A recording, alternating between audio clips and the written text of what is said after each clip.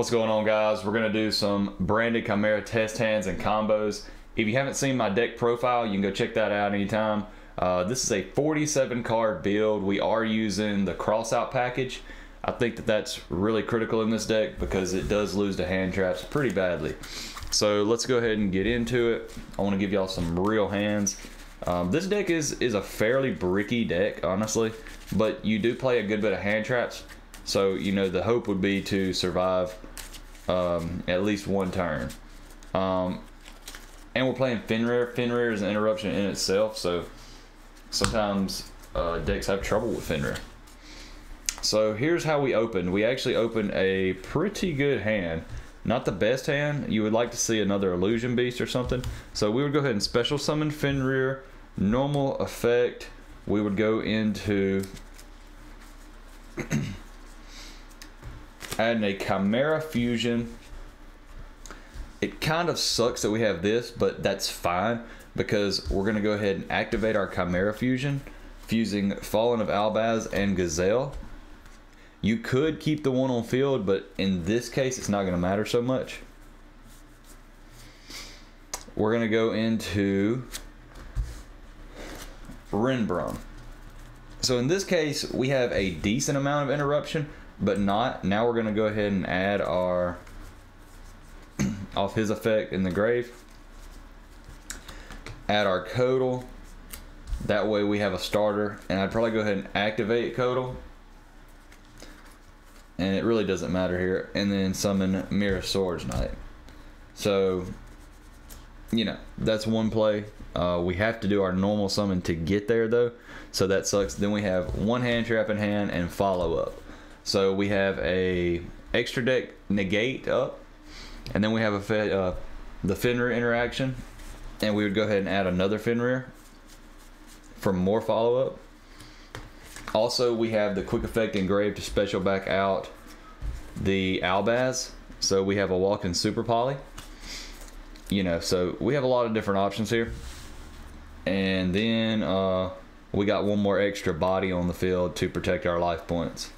Where'd this Imperm come from? Did we draw the Imperm? Hold on. Let me go back. I'm forgetting. This was our hand.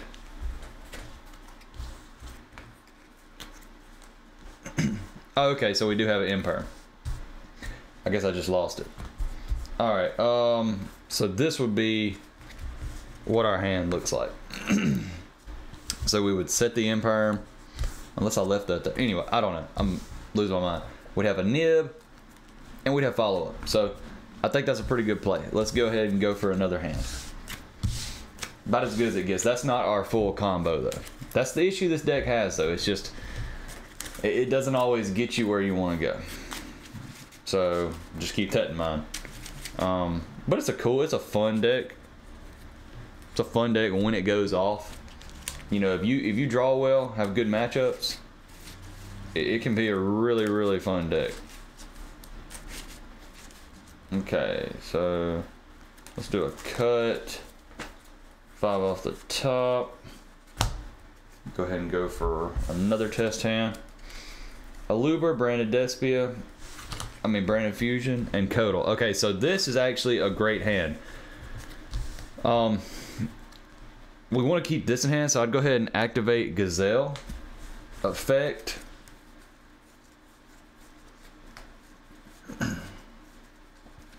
Gonna add ourselves a Chimera Fusion. Now we would go Codal effect, add ourselves a Mirror Swords Knight. Now we would go ahead and activate Chimera Fusion, fusing these two. We would go into the new Baphomet from Age of Overlord, chain 1, chain 2. So that would go to grave. Go ahead and add another Codal. And go ahead and dump Tau the Enchanter. Tau effect. special summon the Mirror Swords Knight. Go ahead and add back the Chimera Fusion to hand. Go ahead and do that now. Okay, so effect, Mirror Swords Knight. We're going to add, we're going to special actually, Big Wing Baphomet effect. Sorry, he don't leave the field. Gonna add ourselves another Gazelle and a Chimera Fusion. So now our plays are really unlimited. So I would go ahead and put up some Nibiru protection because we're at 1, 2, 3, 4 summons. So, well, we're pretty much screwed on Nibiru. You could go Branded Fusion before this if you think the path is clear and go ahead and bring out Dragoon, but I'm just going to do it here just for the, you know, for the heck of it. So we would send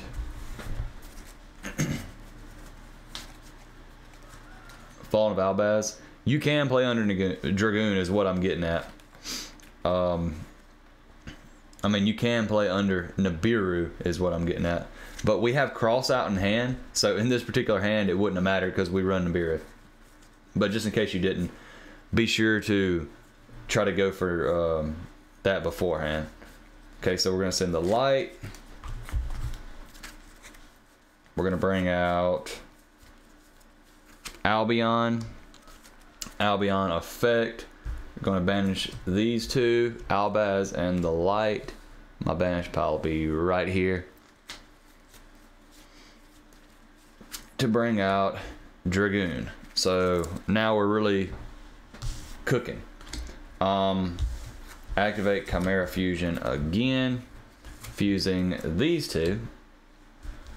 And we're going to go into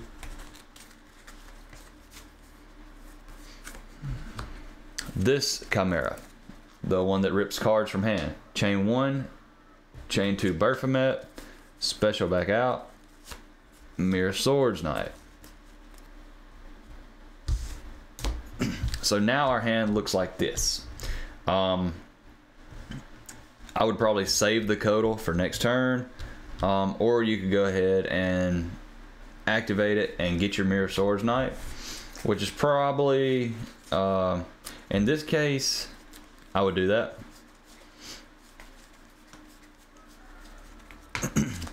Okay. So if we didn't have to use our cross out designator, which typically you're going to have to use that, I'm just going to say we did to play through Ash or something, you'd be looking at like 3 cards in hand. So this isn't bad. You would set this, and now next turn you have this play. Quick effect, bring out another Baphomet effect. Now you're going to add another Gazelle and a Chimera Fusion.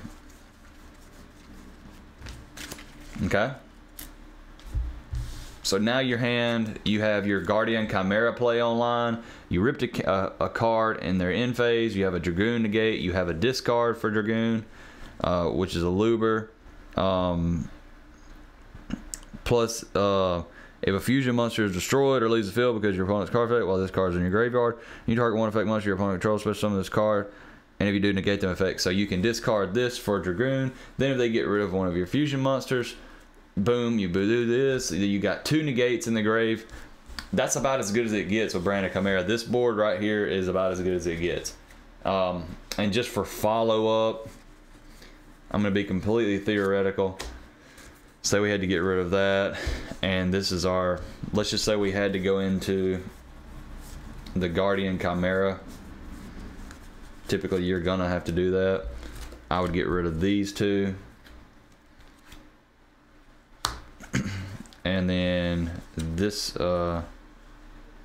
this one, it don't really matter here. Okay, you have to get rid of this. Next turn we would draw. Don't really matter what it is, Valor. add back our Chimera Fusion. So now we would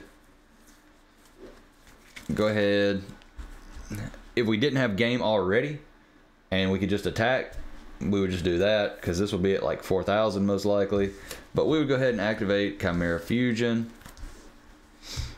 fusing these two.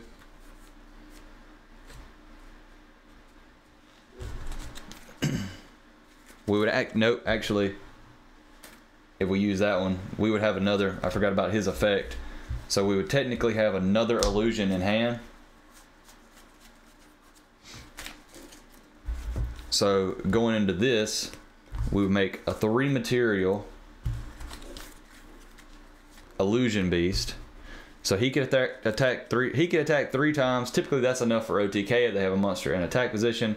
We'd have a Dragoon. We would have Guardian Chimera, Baphomet. Even if we didn't have this one, we would still be fine for game. So yeah, I mean that's pretty much the deck. That's really the best play, and then the other one was one of the worst plays that you could do. So I think that covers pretty much all bases. Now as far as like in-depth effects of everything, you really you kind of just have to play around with the deck, because there are a lot of effects that you may not know about, like Albion and the end phase. You know, there's just some things in here that you do need to know about to be able to play the deck properly. But yeah, it's susceptible to hand traps, so that's just an issue you deal with, and it's just part of the game. But when you run the cross out, you draw it. You know, if you don't draw it, you don't. Typically you're gonna draw something. So we'll do a couple more test hands just to see. I'm gonna simulate a cut, and what we'll do is we'll just keep drawing 5 and see how many playable hands we get. I think that'd be interesting. Cross out, Empire, Chimera Fusion, Hex Seal. So this is a pretty unplayable hand. That's just part of it. Let's say they cut a little bit different there. Okay, this is a playable hand. So we got 1 out of, so we've drew like 4 hands, 3 or 4 hands. So we've had like 3 out of 4 hands be playable. So let's go ahead and just simulate another cut. Branded Fusion, Fawn of Albaz, Fenrir. Very playable hand. Unless they have, yeah, we got called by for the Ash. So yes, very playable hand. So that's like 4 out of 5 hands that have been pretty playable. Okay, Branded Opening, Talents, very playable hand. Okay, so that's like 5 out of 6. The problem with this deck is when you brick, you really brick. This is a playable hand. We have Super Poly. We have 2 hand traps, Super Poly, a discard for Super Poly, and Branded Fusion. Hopefully that would go through, you know. So that's like what, 6 out of 7 playable hands.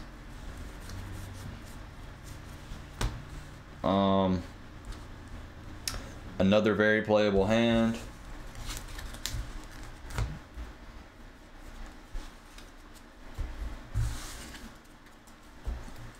Alright, almost done.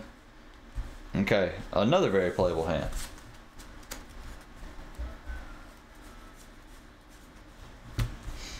Farfa, another very playable hand. Nice. Very nice.